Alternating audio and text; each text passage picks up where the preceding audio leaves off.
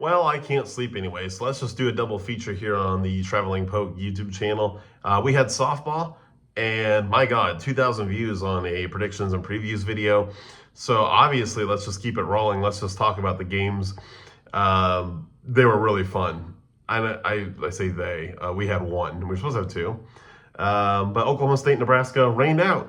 So now it's looking like it's going to turn into a Friday, Saturday, Sunday, if necessary, series. Both teams got a hit, so cool. Looks like the bats have shown up in some capacity for both teams.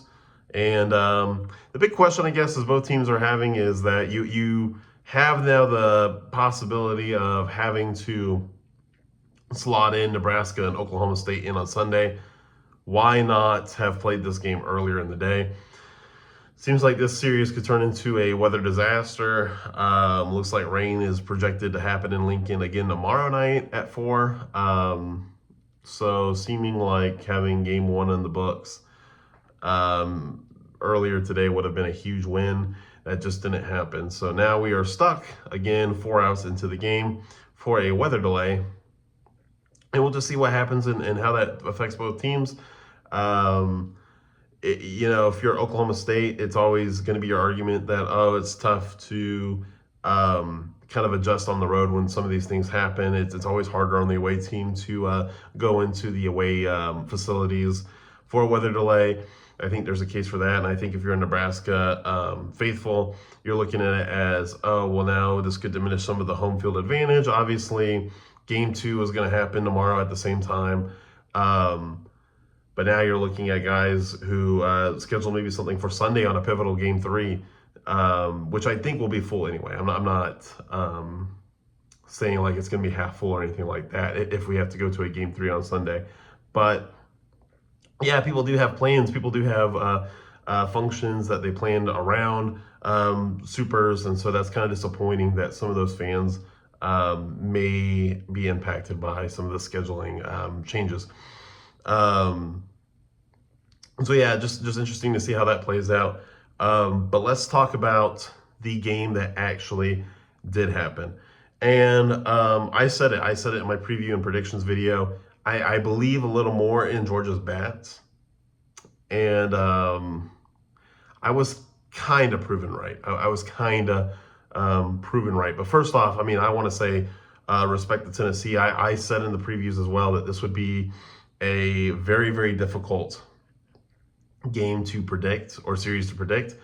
Both teams are fairly evenly matched. And I think the surprise for me was Sophia Knight just coming right off the bat and hitting a home run.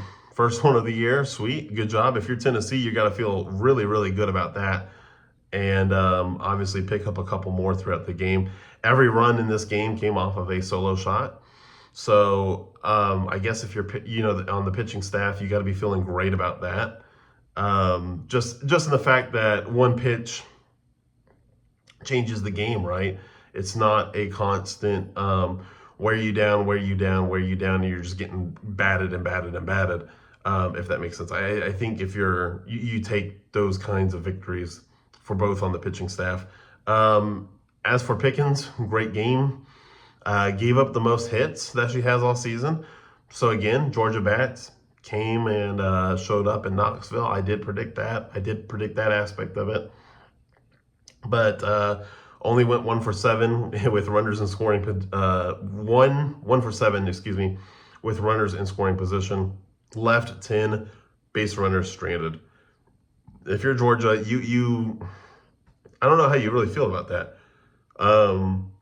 Obviously bad, for what happened.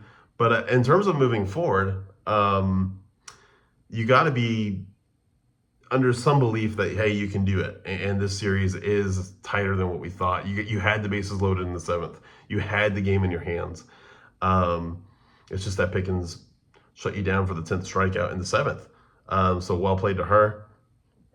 I think this game, this series will continue to be close. I think the series will definitely continue to be close. And, if I had to redo my prediction, of course, with game 1, and of course with that stat that they threw up with 70% going after winning game 1, I would probably, of course, swing it back to Tennessee. But would I be surprised if I'm right? No, I wouldn't be surprised because I think if the game trended and kept trending in a certain, how am I supposed to say this? If you took game one's trends and you moved it to games two and games three, I think I would lay some money on Georgia. I just, do they go again 1 for 7 with runners in scoring position? I don't know. And if you're Tennessee, are you going to be able to manufacture runs in games two and three? Not that hitting the long ball is bad. I mean, good for you if you can do it. Um, but I don't know if that's sustainable. And to tie it back to personal experience with Oklahoma State baseball, that's the boom or bust strategy. And sure, if it booms, it booms. If it busts, it busts. Um, Not going to comment on how Tennessee really likes to play through the season or how they played throughout the season and how their ability to manufacture runs. Obviously, I think it's high if you're in a super regional, but I think that's a question you got to ask. You got to find a way. Both teams really have to find ways to manufacture runs when the long ball isn't there. But it's a great series, a great start. Look forward to all the other games tomorrow. And like I said, subscribe. We will keep covering games as they go along. When there's breaks in the action, I'll probably come over here and give you my reactions. And we'll see you throughout the Super Regionals.